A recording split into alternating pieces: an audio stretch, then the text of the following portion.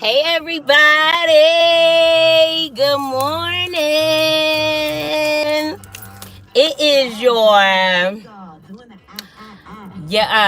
morning nuggets. Hey everybody. So I wanted to talk to you guys about generational curses, right? Because I mention that often, but I mention it often, but I actually want to teach exactly what generational curses are, right? Um, and like the title says, um, I'm gonna bring two perspectives. So hey everybody, good morning, good morning. It's your morning coffee. Ooh. So guys, mm, so like I said, I am sent to those that are chosen, right? So as a chosen generation, and a lot of times I ascribe to spirituality versus just one religion, right? And I feel like spirituality has the ability to add, basically it adds a mystical, it's a psychological and a mystical perspective, right, on religion. So no one has to, unless you serve the devil, no one has to necessarily denounce their religious beliefs or practices just because they have decided to incorporate spirituality into what it is that they believe, right? Let me make sure my Bluetooth is not on. Okay. So yeah, you guys. So I'm in my teaching bag today. And I believe that in order to really be a person of wisdom and knowledge, you have to be willing to study multiple things, right? And your spirit knows, your soul knows the difference between right and wrong, right? So a lot of times in spirituality, they teach you that, like, if you start to study other things, oh, that's wrong, and oh, you could get lost, and they want to make you believe that you could get lost in the sauce, right? But a big part of spirituality and just like this world order as we know it is they really push a fear agenda, right? But in spirituality, um we teach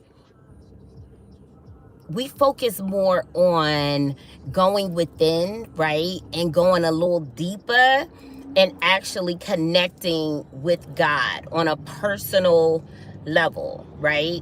Um, be it through dance, meditation, prayer, just kind of like taking things to the next level and really tapping into God and tapping into divine love, right? Um, because without love, love is the highest form of intelligence, right? And I learned this from the Sufi Islamic faith, right? So Sufis are some people say that it's a branch. Some people say it's an addition to, right? So the Sufis are the Muslims that really do ascribe to their higher spirituality, in that they believe in just going within and really connecting and having a personal experience with God, right? And that's basically, what I believe and what I ascribe to as well, right? They also believe that the forms of meditation that are used in the Islamic faith, they believe that they allow your soul to resonate with a higher level of light, right? To connect to a higher level of light. And they also believe that it causes your soul's ascension, right? So, like I said, I'm not here to alienate anyone or to make anyone believe that their beliefs are wrong, right? um and I like to be very, very clear, and I like to unblur the lines. And I don't like I realize that people will, they will take what it is that you have to say, and they will mince your words if that's their, if that's their purpose, right? If the purpose is to discredit you or make you seem like you're off or you don't know what you're talking about, people are going to try to mince your words. They're going to put words in your mouth. They're going to lie. They're going to lie, y'all. They're going to lie. They're going to lie, okay? And oftentimes people as well, I was talking to my son, and I basically told my son, I said, like, I'm one of those people, like, I like to look at things from an eagle's eye view, right? And I like to look at things from a higher perspective. And I realize that's what I'm here to do, right? So I like to look at the whole picture, right? And be able to kind of like sum it up, so to speak, right?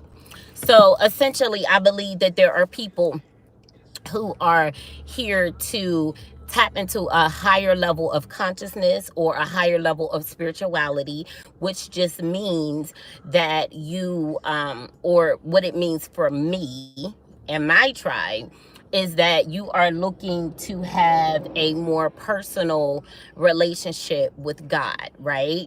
You understand the bylaws and the laws and the requirements of religion, but you have come to a point in your life where you realize that beyond that, you want to have a genuine and unique experience with your Lord and Creator, right?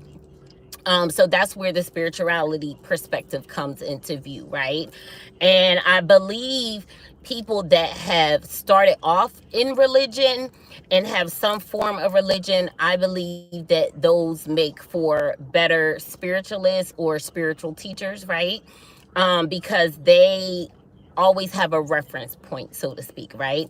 So if you were a Muslim and you decided after if you are a Muslim and you experienced a spiritual awakening or a spiritual ascension of some type, you would believe in the fact that, hey, you know what I mean, beyond, the constraints of my religious practices, God is calling me to actually know him on a personal level, right? And Muslims believe that there's only one God. And I believe that there's only one God, right? And I believe that there are multiple ways that we as humans have ascribed to in order to reach him, right? But I believe the true nature of God is found outside of those certain parameters, rules, and laws only, right?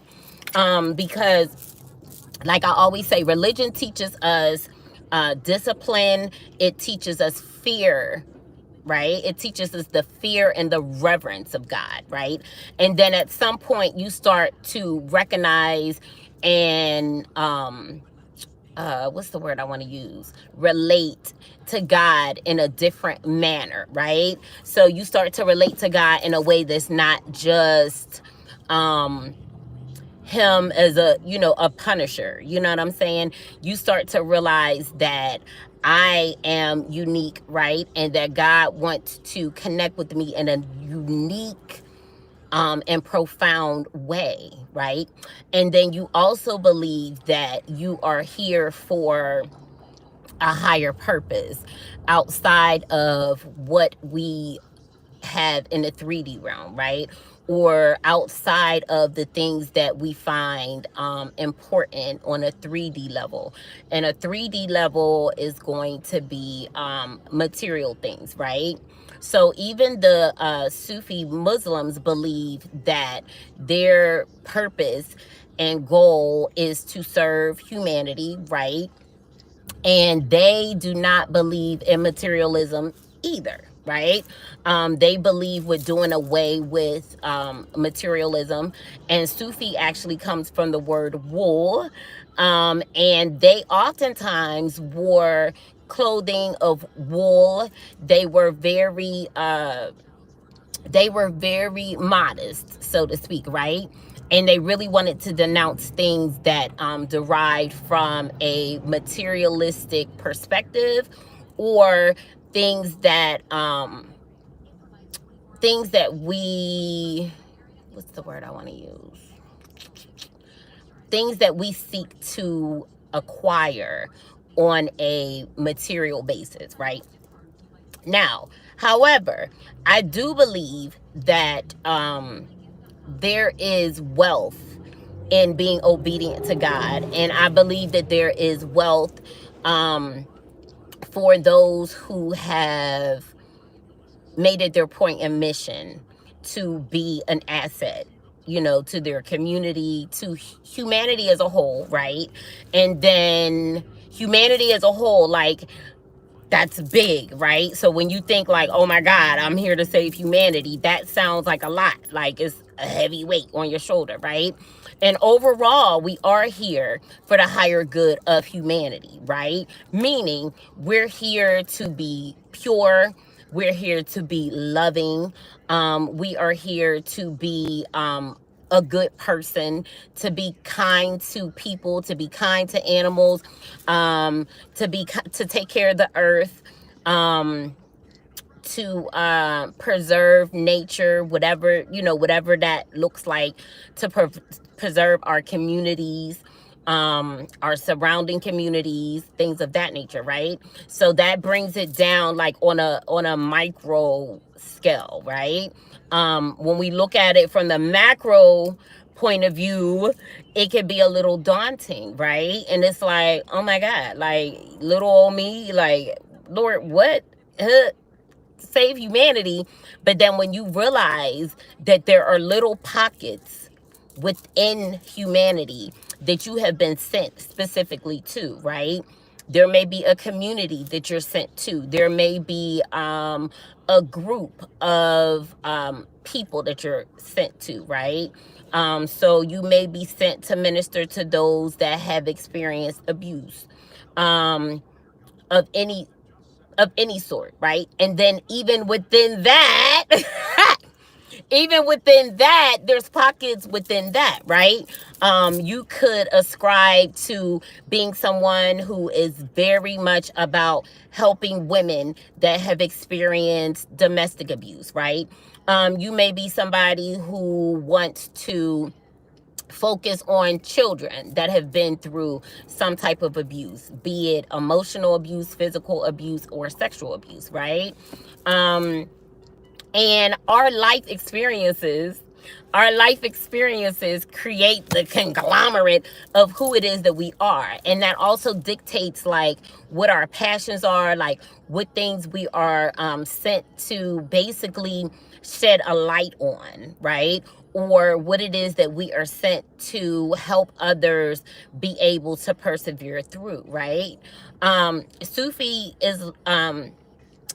Muslims believe that to help one, and this may be an overall Islamic belief, but they believe that to help one person, to help one man, is to help mankind, right? So just start off one person at a time. You know what I'm saying? And that will keep you from becoming so overwhelmed with your call, right?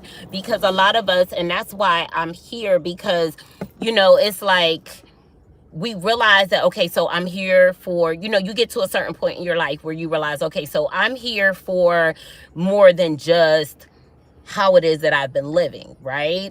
And then you decide like, okay, so I'm going to step out. Like, I do want to make a difference. I do want to serve my Lord, right? And that becomes your focus. But then even after you answer the call, it's like overwhelming. Like, okay, God, now what? Like, who's going to listen to me, right? So that's why I want to encourage you guys that there's a specific group of people that you are sent to help, right?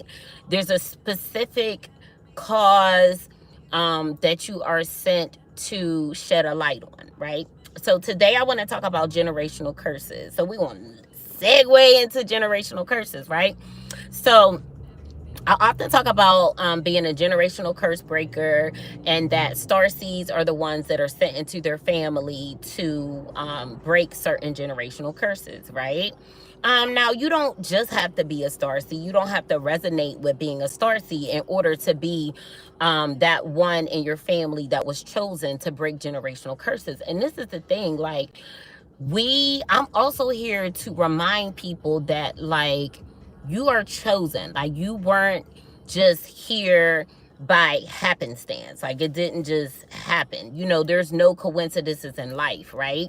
And I was talking to my son the other day, and I'm like, you know, people are either here to be enlightened and be a conduit of divine wisdom and knowledge, or they are here to cast an illusion on those that are either haven't yet awakened or in the process of awakening, or those that are asleep that they want to keep sleep, right?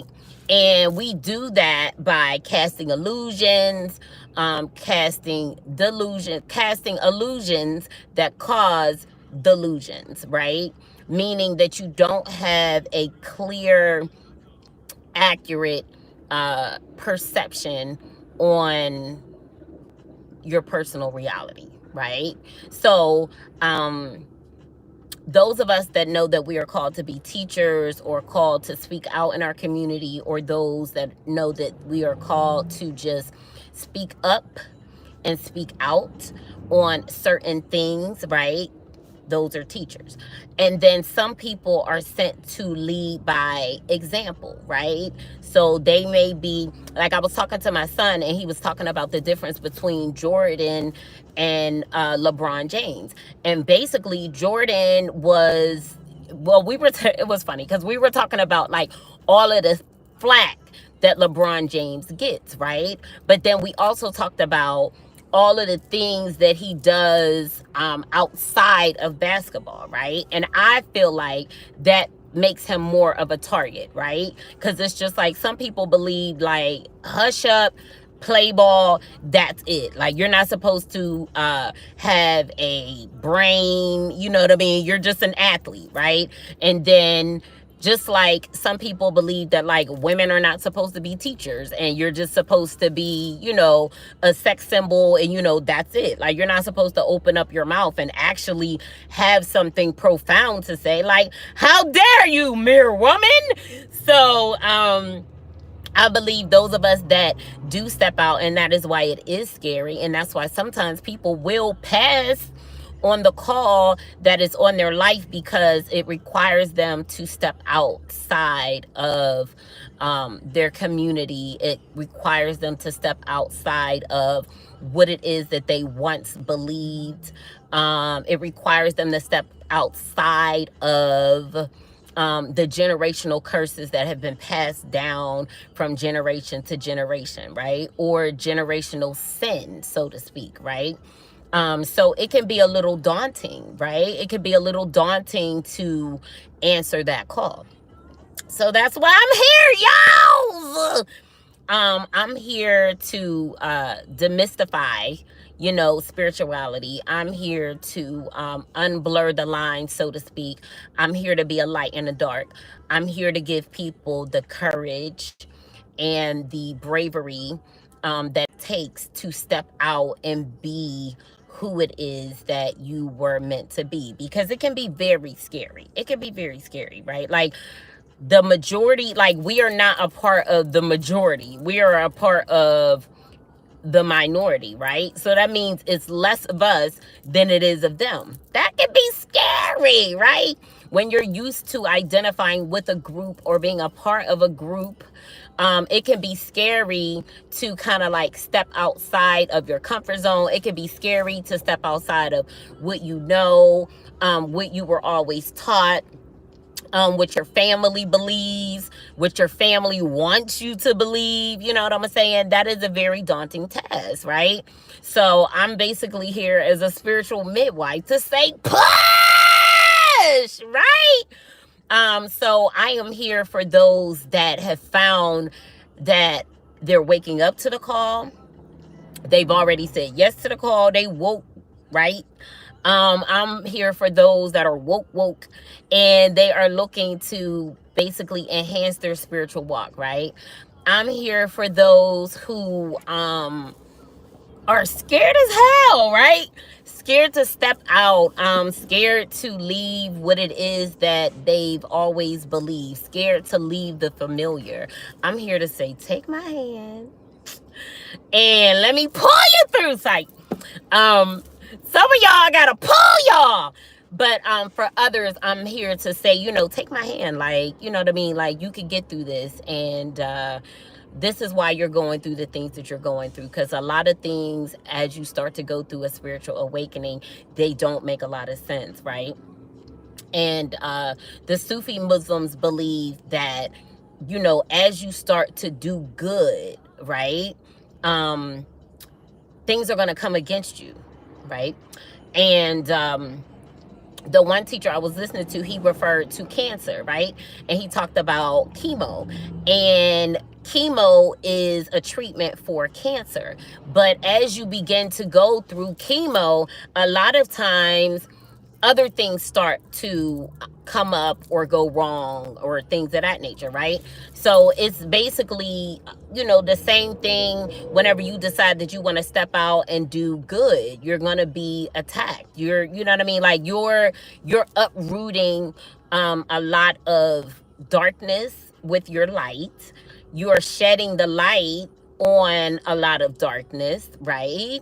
Because like the Sufis believe, they believe that, you know, through your meditation, through your seeking God on a higher level, and basically what I love the most, right, is that the meditations lift your vibration. And as you begin to lift your vibration, you no longer resonate with lower level entities. You no longer are able to be accessible for them to attach to you or actually possess your being, right? So that takes us to generational curses, so I can get on out of here, okay? So the Bible talks about generational curses, right? And what the Bible says about generational curses, like a good way to look at it is Abraham, so to speak, right? And it talks about in the Bible how the sins of the father will go forward 3 and 4 generations, right? So not to get on the men, but it talks about the sin of the father, right? Or the sins of the family, or the sins of the bloodline, or the sins of the family bloodline. Yeah, the sins of your family and your bloodline, right? Your family, you can consider like your immediate family, those close to you, and then your bloodline is going to be your ancestors, right? So your ancestors that came before you, and then you have generations that are going to come after you, right? And the Bible puts such a heavy weight on the fathers because I believe that they should be the head of the household, right? So it's very, very important for us to, but I don't, of course I don't believe that the onus only falls on the father, because moms can be off the chain too. So like what mothers teach their children are just as important. You know what I'm saying? So with that, in the Bible, it talks about generational curses, meaning sins, right? So the sins of the father fall on the generations to come for 3 to 4 generations. That means my kids had kids, their kids had kids, their kids kids had kids, and then their kids had kids, right? So can you imagine how many people are encompassed in 3 to 4 generations, right? Like, like the decisions that you make today affect 3 generations forward, right? So with that being the case, those of us that are here to break those generational patterns, because I do believe that certain ones of us agreed to be a part of our family, be the part of our family lineage that corrects the sins of the family, right? Now that sounds daunting, right? But let me break it down for y'all. God is looking at the choices that you make personally, right? So you just want to make sure that your personal choices align with God and his higher calling for your life, right?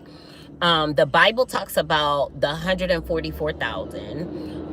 The Quran talks about the 120,000. I'm not here to dispute numbers, right? But basically what I'm here to say overall, eagle's eye view, is that the Bible does talk about a chosen people, right? So biblical perspectives, the sins that have been performed by the generations previous will fall onto the children, right? Even the judgment, but we're not here. We're not. We're not here to talk about judgment today, okay? So, an example, Abraham had, he would be considered a polygamist, right? He had a wife and then he had a concubine, right?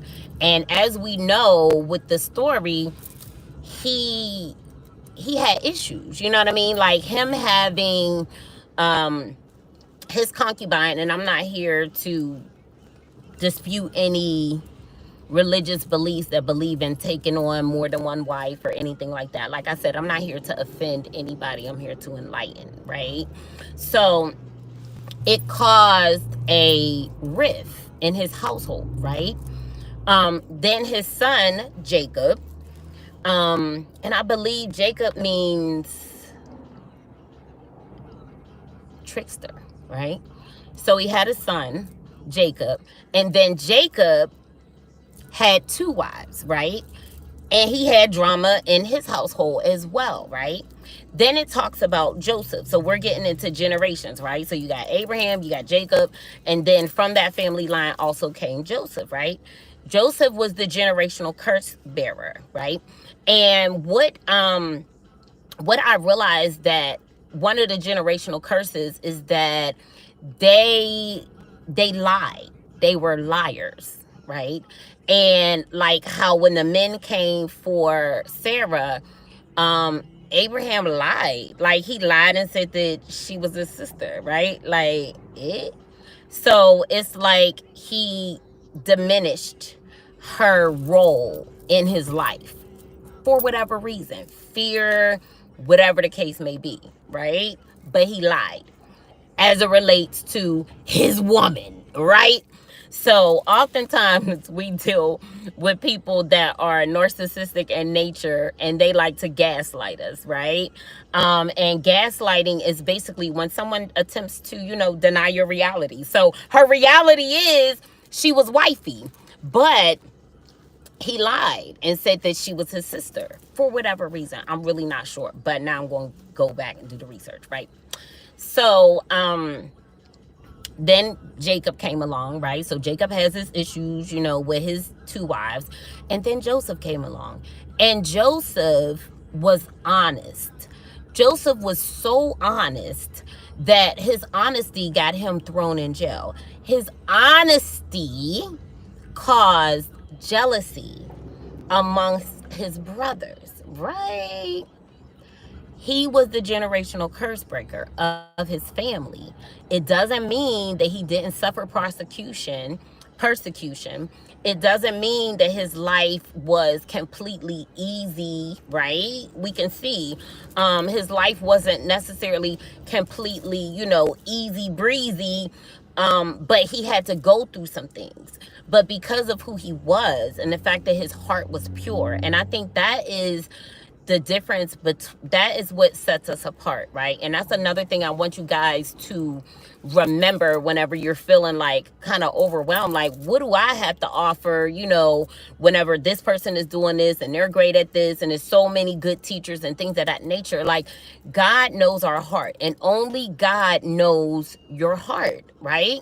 So everybody that is out here doing something may not have a heart that is pure, right? That's just like, I know a lot of people that have done dark magic. They've sent evil entities, wickedness, and things of that nature, and they are very religious, right? All of them, everybody, like everybody that has attacked me has been of some religious faith, right? So, it's a heart matter, right? It's a matter of your heart. So regardless to what it is that they ascribe to or claim to align themselves with, their heart isn't pure. So their intentions aren't pure. So their actions aren't pure, right? So back to generational curses. So Joseph was the generational curse breaker for his family, right? And breaking generational curses, basically broken down into the simplest terms possible, is basically you're that person in your family who has decided to do things differently, because we will find different generational curses within our family line. Or basically what generational curses are sins that continue to be perpetuated throughout the family line or the bloodline, right? And then also generational curses are things that are spoken, because the Bible says the words have life, right? So y'all hear me teach about word witches and things of that nature. So basically your words have a lot of power, right? People speak certain things and they put certain negative, evil intentions behind them. That's the difference between somebody that can quote the Quran or quote the Bible or quote Jesus or whatever the case may be, but yet and still they're doing evil, right? Because their words have a different intention behind them than, say, somebody's words who is pure of heart, right? Now, the matters of your heart have nothing to do with the things that you have gone through, because sometimes we go through things that make us act out in a way that it seems as if our heart is cold. It seems as if we had a black soul, we got a black heart, like we couldn't possibly be a good person, like we're wicked and things of that nature. But people, before they put these labels on people, they don't always equate for why it is that people did the things that they did, why they made the choices that they made, right? And it's crazy because people in our family, and this feeds into generational curses too, people in our family will speak certain things over us. I feel like there's three different concepts as it relates to generational curses, right? I believe that those of us who resonate with multiple incarnations, I believe that my spiritual perspective is, I believe that we encountered certain evil people in past lives that have spoken curses over our lives that follow us into this lifetime, right? And some of us have family members, friends that are actually Black widows, siblings that are Black widows, in that they are a past life enemy and they know that they are, right? And in this lifetime they were sent to do two things: one, destroy you, or two, wake you up to a higher level of spirituality, that will cause you to make different decisions than you may have made in a past life, right?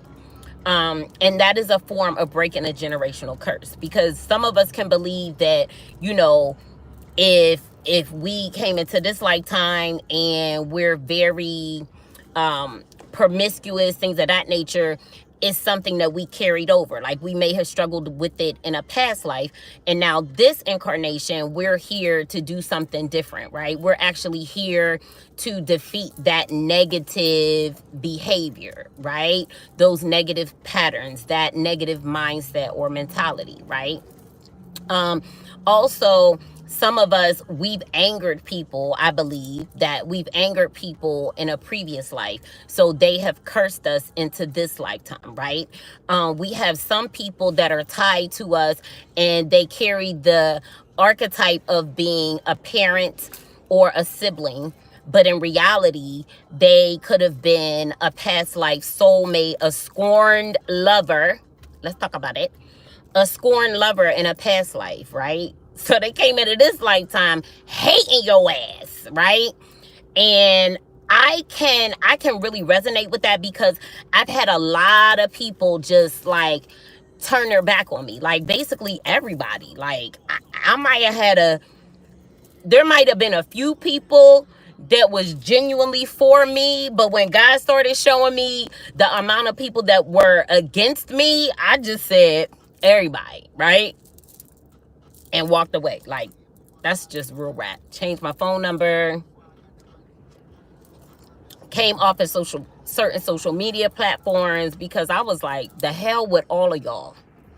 And it's still the hell with all of y'all, right? Because it's something about tapping into that divine love. It's something about that personal relationship with God that gives you the strength to know that, like, yo, even if I stand alone, I'm always with God, right? So Sufi Muslims believe that there is no disconnect between you and the divine. There is no disconnect between you and source, right? That's because they're the mystics, right? It's like it's the psychology of mysticism, right?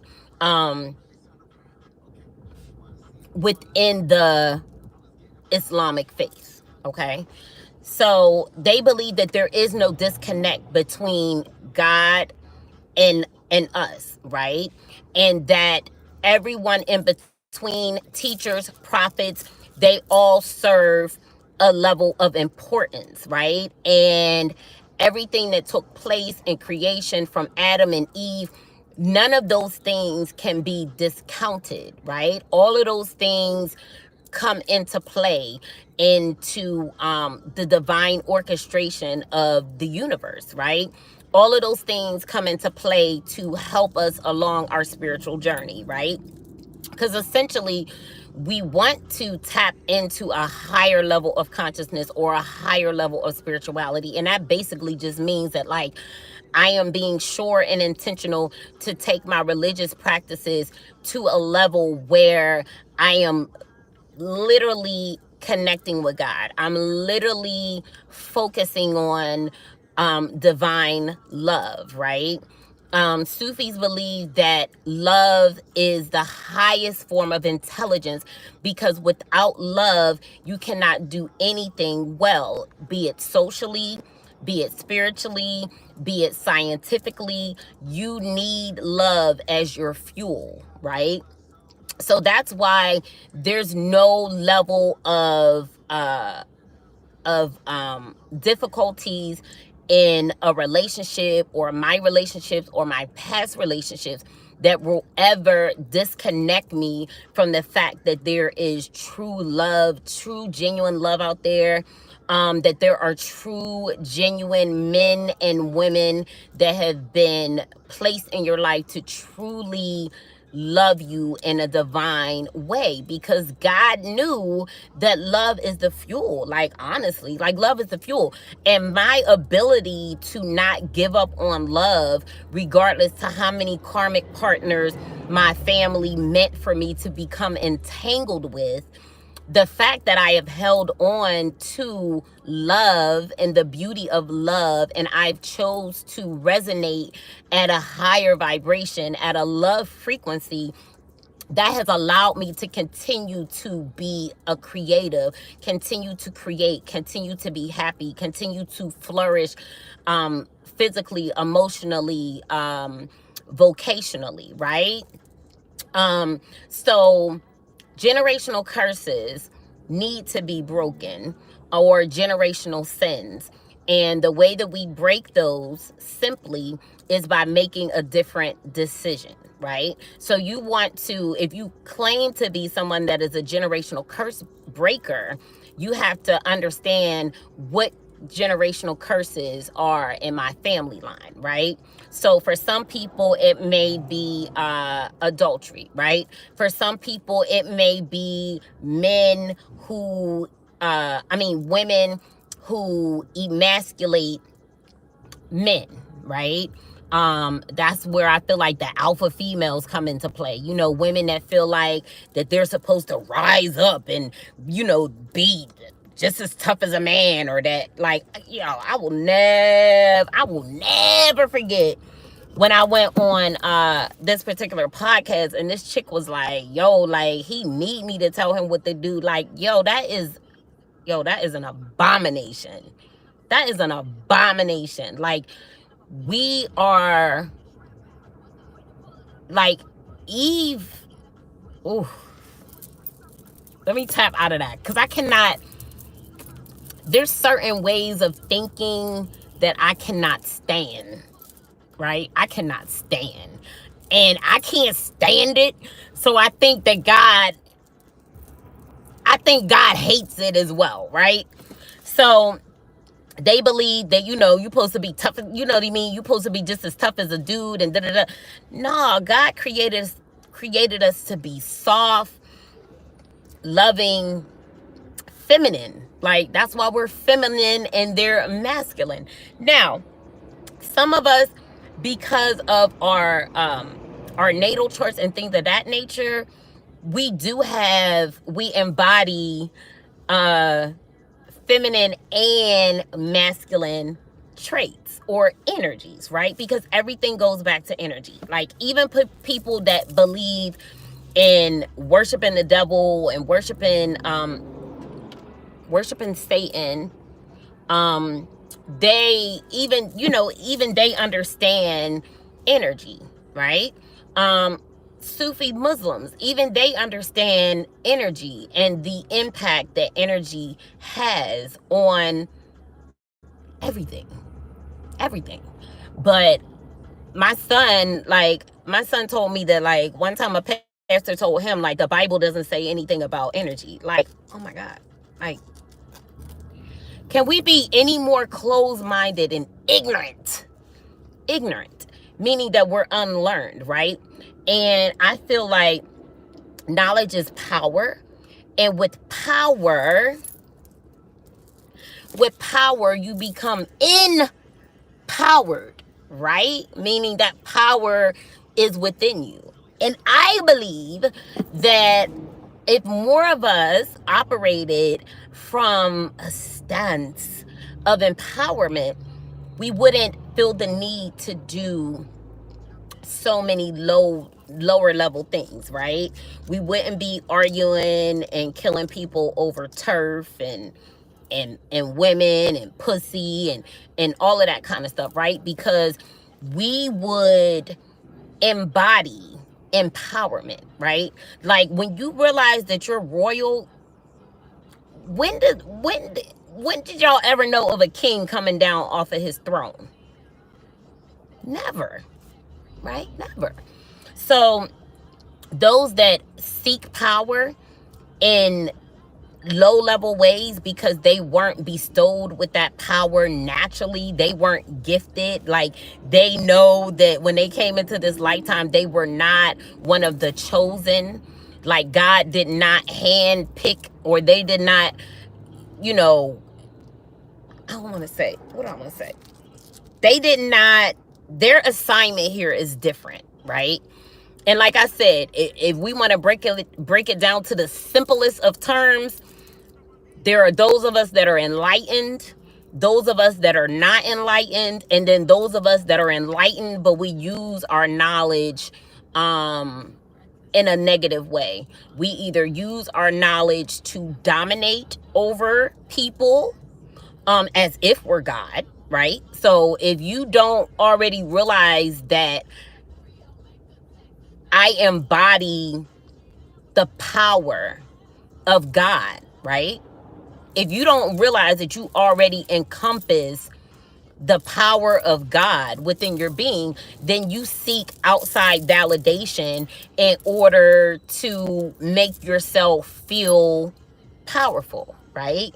Versus being empowered, meaning that the power already lies within me, and I know that. You seek power through influence, dominance. You could do this in very 3D ways. Like you can use your money, you can use your sexual organs, you can use mental manipulation, you can use manipulation of energy, which is what magic is, right? You can use all of those things in order to put yourself in a place where you feel powerful, right? But that's only for a moment. That's only for a moment. Those of us that are empowered know that regardless to whatever it is that we go through, like, we have this power within us that we're going to be good. Like, we have this power within us that regardless to what happens to us, like, we can still get up and do it again and again and again and again, right?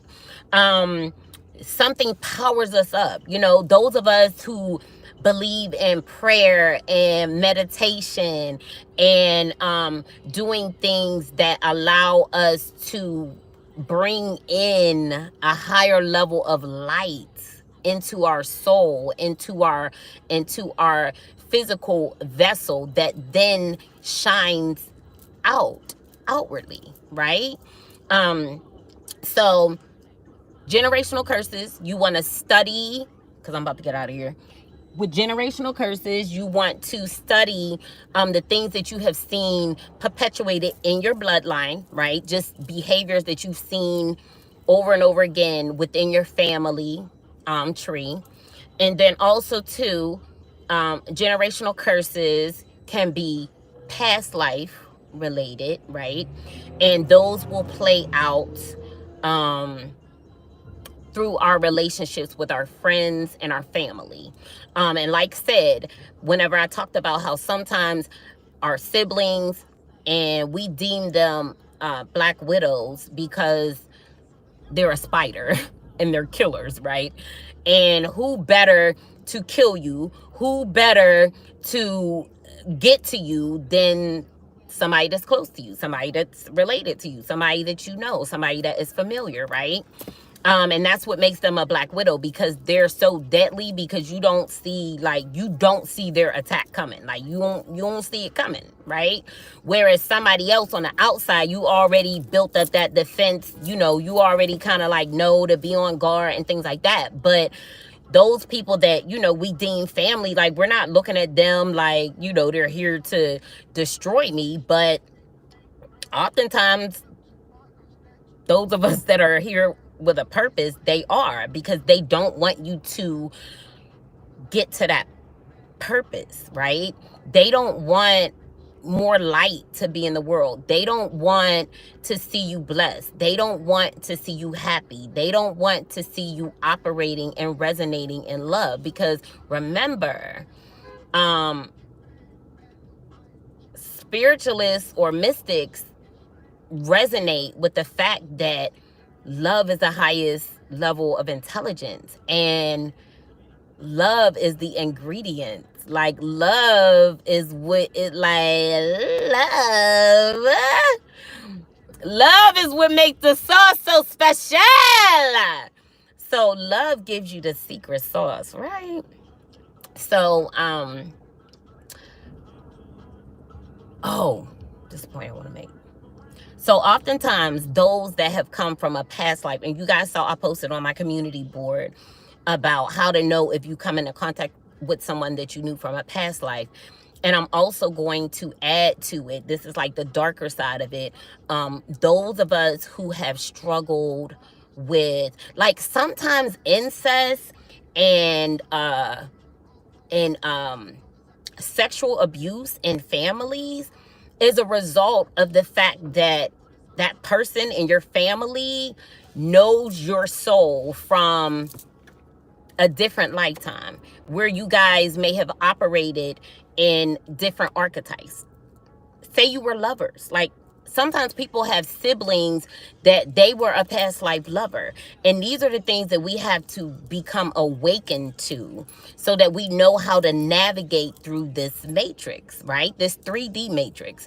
And because of that, incest happens. Because of that, sexual abuse happens, because this particular person has these feelings and these energies towards you that are not fitting perfectly within the archetype or the role that they play in your life, right?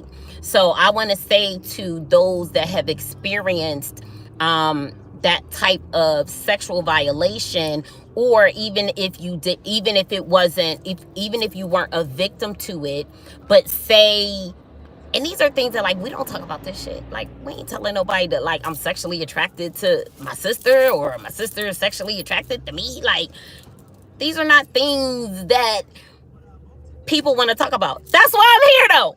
These are not things that people want to talk about. These are not things that people want to necessarily reveal, right? But with understanding, doesn't it help to make sense of things? Like, when you can make sense of a thing, doesn't it make it just a little bit easier to deal with? I would dare to say yes, right? So some of us have fathers and mothers that were past life spouses, scorned lovers from a past life. You ever, like, some of us that have dads that, like, really don't ever want to see us get with somebody that's going to truly love us, because they's a hating ass motherfucking ex, right? And their soul, which is an energy, and energy never dies. It's a scientific fact. Energy never dies. So that energy is just recycled, and now you're here in this incarnation in a different body, in a different archetype, in a different role, but your soul still knows who it is that you were. And if you choose not to come into this lifetime and elevate and evolve your soul, meaning you change some things, you become better, right? Then you're still resonating with that same old energy, but you're in a different archetype, right? So that's why I no longer trip about family, right? Family is also the ones who speak those generational curses and ensure that they continue to stick to your life. I.e., you'll never be anything. You'll be dead before you're 18. All of y'all gonna end up in jail.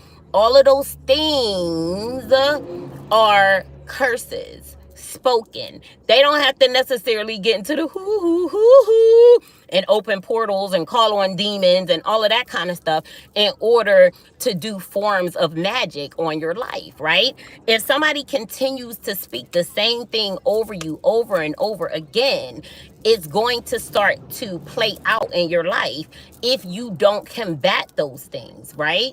So just like with the Sufi Muslims, like, a part of their meditation practices helps them to elevate, helps their soul to ascend, right? So then you no longer are tied to lower level energies, and lower level energies are the energies that would speak death over you, that would not want you to ever find love.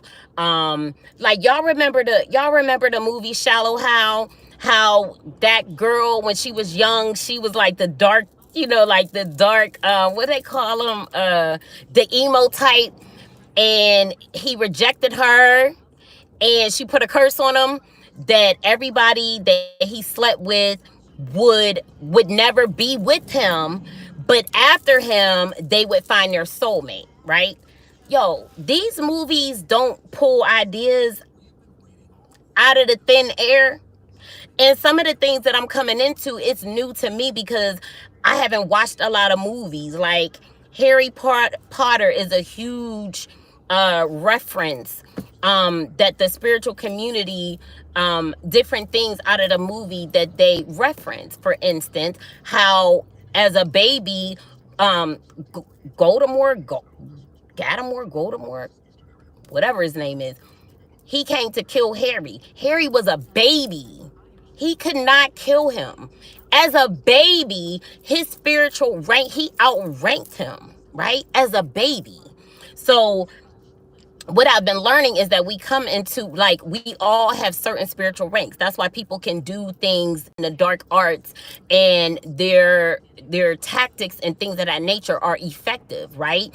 Because they have certain spiritual ranks. But those of us that are chosen of God to be here, starseeds, divine beings, they don't out trump our rank. However, if we're asleep and we don't realize who it is that we are, then they prevail over us. That is the purpose of people casting illusions that cause you to be in delusion about who it is that you are, right? So, Voldemort, I think that every time I get ready to say the name, I feel like I'm saying it wrong, but I think it's Voldemort, right? So, and then also too, some of us come into this lifetime with a certain, not some of us, we have like a spiritual bank, right? So that's why I say there is wealth laid up for certain ones of us, but God is only going to release that wealth.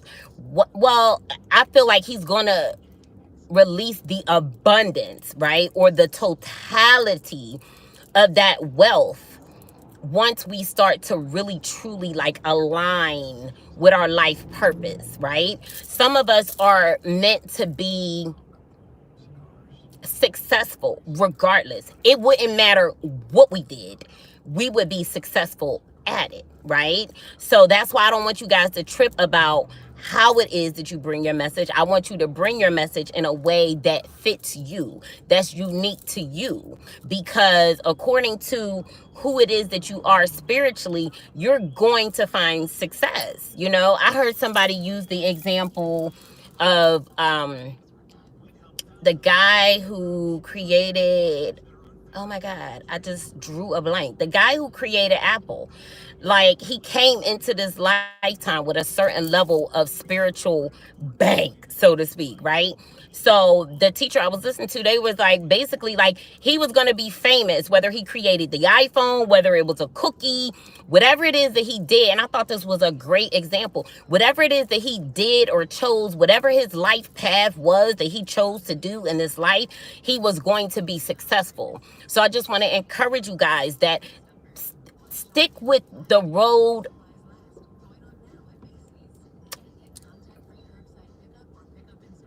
Go with the road that has the least resistance. Like, what is it that you flow into naturally, right? Do that, okay? Do that, because it's success for you in that, right? I'm a teacher.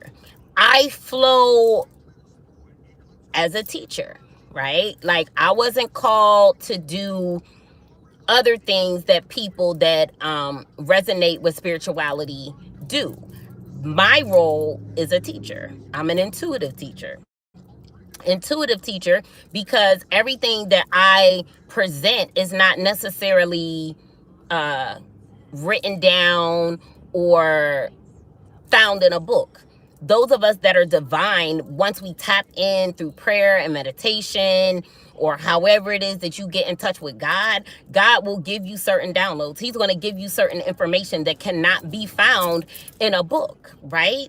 But you know it to be true. And that information and that knowledge is going to shed a light and be a help to so many people, right? So that's generational curses from the biblical perspective, from a past life perspective, witches, curses, You know, they may have cursed you to certain things. If you realize that there's certain things about your life that continues to play out over and over again, you may be subjected to a literal curse, right? The Bible refers to generational curses as the sins of the father or the sins of the family that continue to be carried out, right? Whatever that looks like. Whatever that looks like. You may have pedophiles in your family. You may have thieves in your family. You may have robbers, burglars. You know what I mean? You may have adulteresses or fornicators in your family.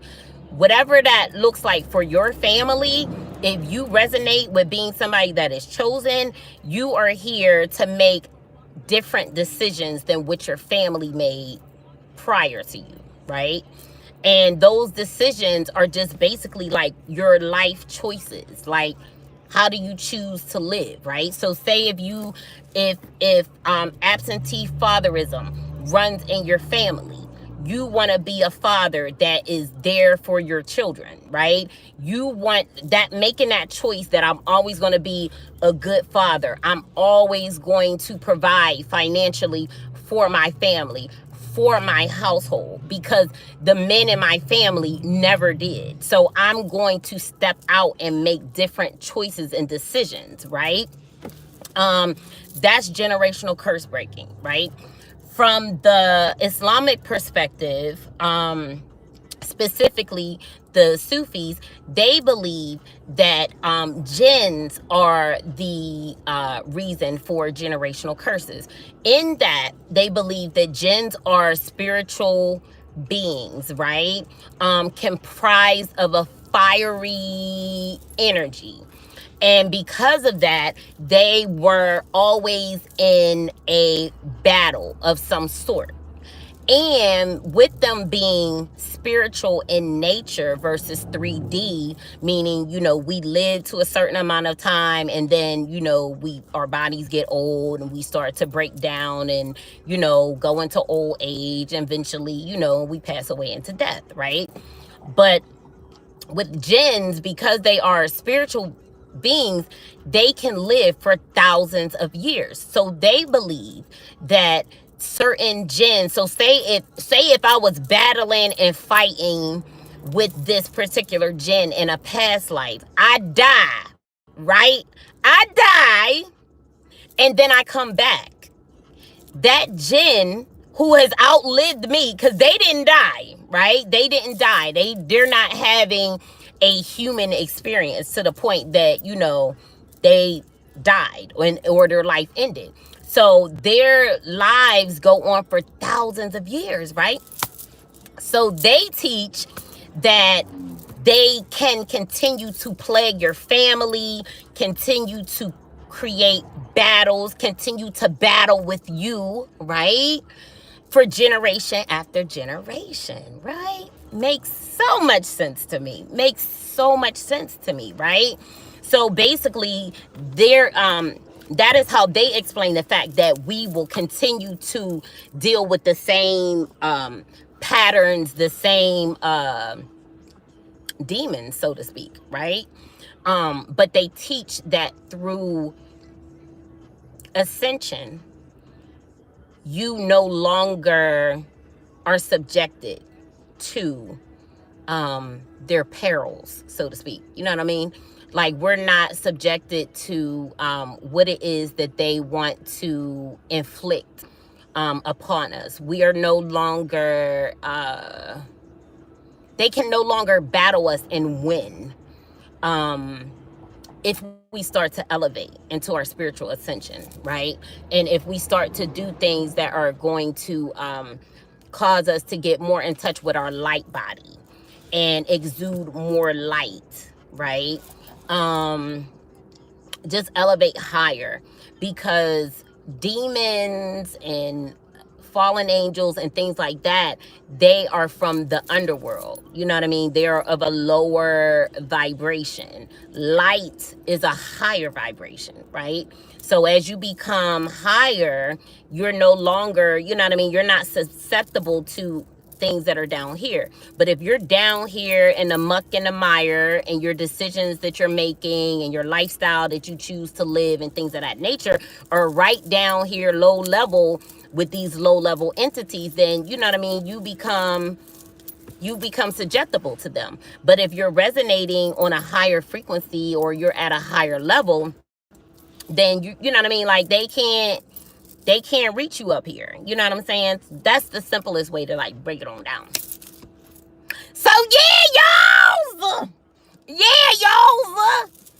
So past life curses from witches, family curses, with their words, you know, word witchery, by our 3D families, jinns that have battled us, over lifetimes, the same jinns, right, that have battled us over lifetimes, they produce generational curses as well, right?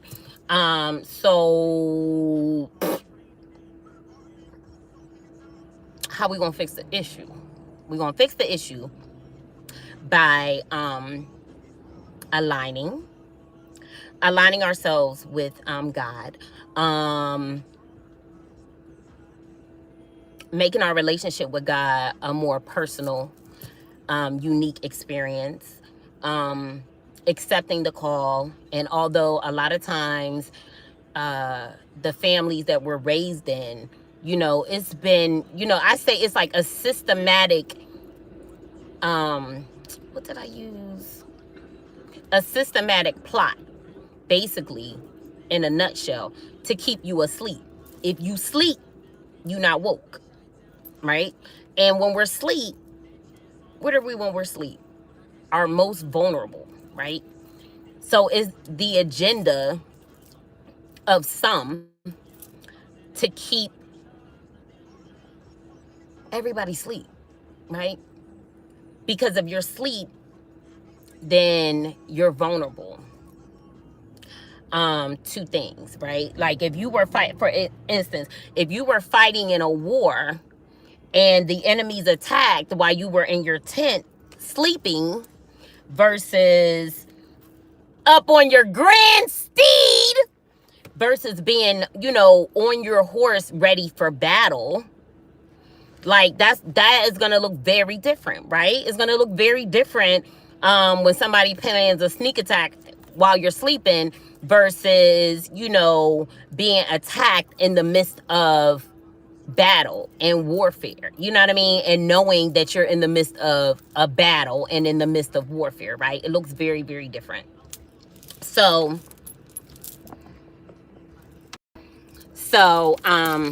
my phone about to, well, ain't about to die, but the low battery came on. So yeah, you guys, so basically it doesn't matter what, you know, religious beliefs that you ascribe to. Ultimately, at the end of the day, the best end goal is to seek that personal relationship with God, and seek to put away anything that inhibits you from operating in a love frequency, which is your highest vibration. Be it with the things that we consume, or, and with consumption, a lot of things go into consumption. That's not just food, that's what we eat physically, what we read, you know, the books that we give ourselves over to, the TV shows, the movies, those things that we choose to consume, right? With our eyes and our ear gate, right? Those all go into play with our soul's ascension, right? Versus prayer, meditation, things that help to elevate your soul to a higher level, being mindful, the people that you're around, the people that you're tied to, the things that you do in your free time, the people that you connect with, so socially and sexually. But sexually is very, very important, because sex is such a great energy exchange that a lot of times we become trapped in situations because we are still sleeping with people whose energy is dominating our energy because we have yet to become empowered in the light, right? So their dark energy is able to consume us through that sexual exchange, right? And then also too with consumption, I always tell you guys, be very, very careful what it is that you eat, who it is that you're eating off of, because some people are trapped and stuck in certain relationships and they can't seem to break free because they don't realize that they have been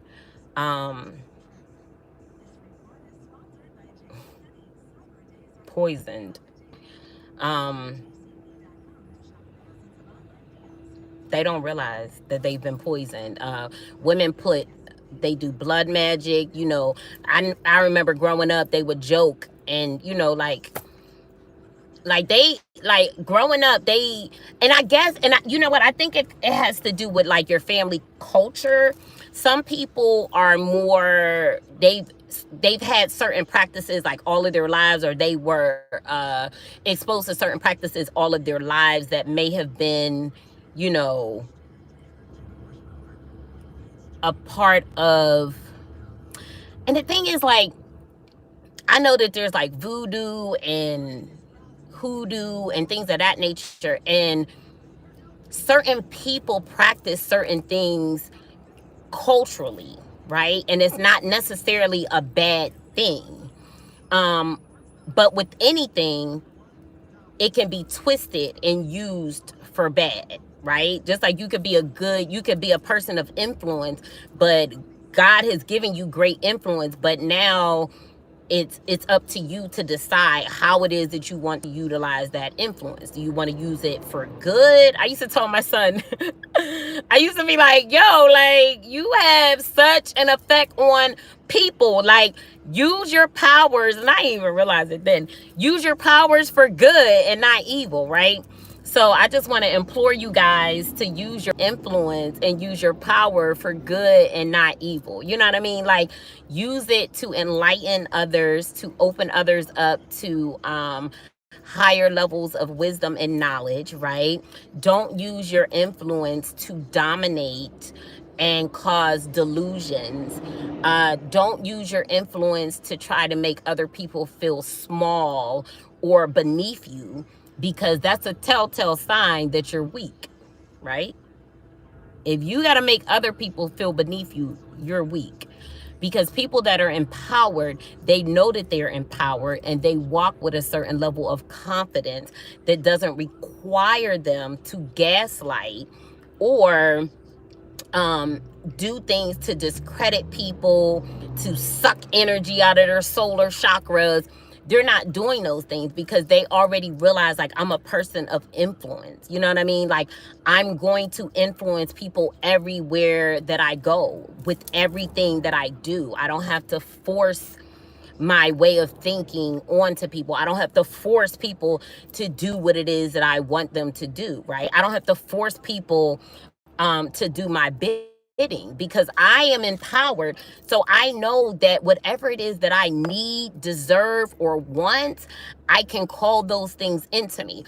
Or I will be connected to people that don't mind doing these things for me. I don't have to force anybody to do it, because I can connect with people that are going to willingly be happy to do what it is that I want and need. You know what I'm saying? But people are not empowered enough to just say what it is that they want and need.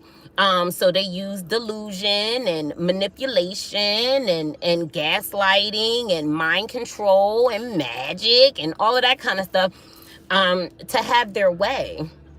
But those of us that are empowered, we walk in empowerment. We walk in love and light. And we realize that, like, if you don't have what it is that I need, somebody else does. You know what I'm saying? If you don't have what I need, somebody do. And breaking out of the matrix is also breaking out of those generational curses, because some of us have been cursed to always be in heartbreak, always be going through a divorce, never be able to find love, never be able to find somebody that truly, truly loves us and is here for us, right? But when we start to break out of the matrix, we realize that, like, yo, I don't have to subscribe to that. I don't subscribe to that. I subscribe to love. Like, I subscribe to the love frequency. Because, like the Sufi Muslims say, love is the highest form of intelligence, and love is the ingredients that bring success in all things, in all areas of life. Okay. So that's all I got for y'all. That's all I got for y'all. I love y'all. Share the video, comment, subscribe, holla at your girl, drop me a comment, let me know what you think about the content. Let me know what you think. What else? Y'all can let me know what y'all think, but I'm gonna tell y'all one thing. Like, I teach under the unction of the Holy Spirit. So, I know what it is that I'm here to do. Nobody can make me doubt. Nobody's going to get me into a verbal sparring battle or any of that, right? Anybody that's coming up under my post with some bullish, a lot of times it's crazy. It's crazy because they try it, but it's like before I even get to the comment, like, YouTube be done already deleted it. Like, Archangel Michael be with his sword, like, shoo, shoo, just cutting stuff down. But for those of, for anybody else, like, I'm not here to argue and debate or, minimize my opinion. Because, I know what it is that I have to share. I know that it is important. And I just want to encourage you guys that whatever it is that you have to share, regardless to what vehicle you use to do so, you're going to be blessed. God is going to honor that. Like, God is going to honor that, guys. Like, life as a starseed, life is a generational curse breaker. Like, it's not always easy, right? It's not always easy. Like, another thing about spirituality is I believe you become more cognizant of the battle between good and evil, light and dark. But even still, like, it's all about balance. It's the yin and the yang. Like, everything, like I told my son, like, everything in the universe, whether people want to just keep it real streamlined, like it's only earth and it's only the Bible or whatever the case may be, or it's only this way, like, they have a limited view, and that's why they lack certain levels of knowledge and wisdom, right? But everything is subject to universal law. That's why Satan had to go and ask God for permission to touch Job, because Satan knew that Job outranked him spiritually. So he had to go to the big boss in order to get permission. And that's how you know that the devil is not more important than God, because he has to go and ask for permission, right? And I don't necessarily believe, like, yeah, that's a whole nother discussion. That's a whole nother discussion. But yeah, so everything is subject to, universal law and, the way that things have to go. That's why when people start doing things on the dark realm, and, they know the choice that they made to do whatever it is that they did. You know what I'm saying? So for people to say that I'm a witch and all of that kind of stuff, like, that shit's crazy. Like, and the thing is, like, nobody is just stumbling into, you know what I mean? Like, for instance, like the Travis Scott concert, right? I think a lot of times in the music industry, we try to make these artists, ooh, I don't want to say it like that.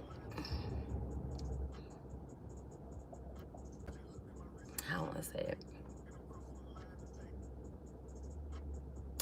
We have to be realistic about what it is that we're seeing and what it is that's happening. And what I used to always have to remind my son is that people don't go into things innocently. Like, people know what they do when they take oaths.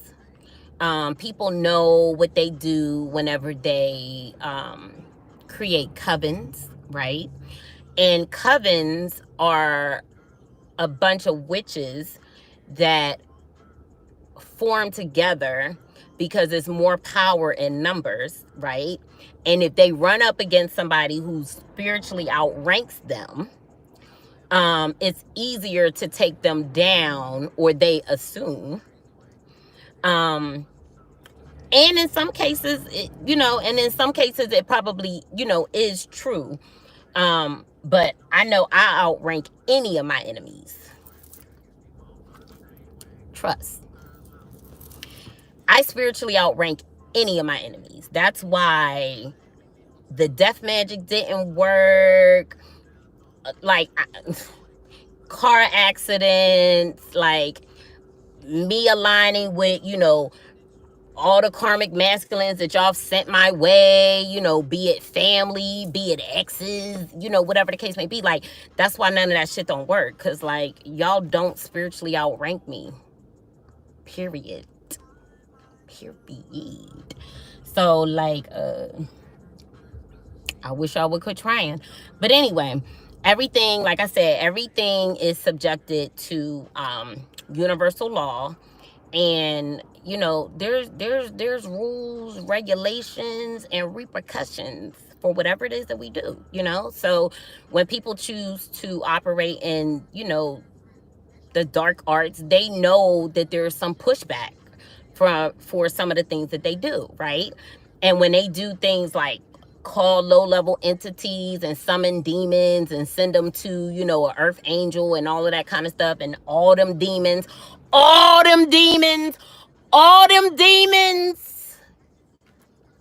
come back because they can't touch a divine one. Like, they can't touch somebody that spiritually outranks them. That's like going in, and that's like you as an employee thinking that you're going to march into your boss's office and give your boss a piece of your mind. No, matter of fact, not even give your boss a piece of your mind. Thinking that you're going to go into your boss's office and dominate your boss. You're not. Why? Because they outrank you superiority-wise, right? In the structure of the corporation, they outrank you, right? Even if you work somewhere and they let you know everybody who's in the company, who's at the top, the CEO, right? And then there's different branches, and it goes down and it goes down and it goes down. It's levels to this shit. So y'all can't send the janitor for the CEO. Like, how far you think? And guess what? The janitor could be very smart, be very intellectual. The janitor could actually have more degrees than the CEO. But guess what? According to the rules and regulations and the infrastructure of the agency or corporation, there's ranks, and there's levels. So you're not, you know what I mean? Like, no disrespect, but you're the janitor. That's the role that you play. Like, that's your rank. You know what I'm saying? So I really want y'all to quit sending the janitor for the CEO. You know what I'm saying? Quit sending the janitors in for the CEO, because then when I walk in my spiritual authority, then they get sent back to y'all, and y'all can deal with them. Y'all can deal with people infiltrating your sleep and astral rape and being used by demons, because you gonna pay your fare. You gotta pay up. And anybody who thought that they was going to pay off their debts with my soul is a joke. And any of y'all who thought that, like, y'all was going to pass a spiritual initiation by sacrificing me, Y'all found out that was a joke, right? So it pays to know your spiritual rank, right? And those of us that have spiritual rank, we need to wake up and come into the knowing of that so that we can step into our true spiritual authority. Because if you're not operating in your spiritual authority, you will become subjected to any and everything that comes at you, right?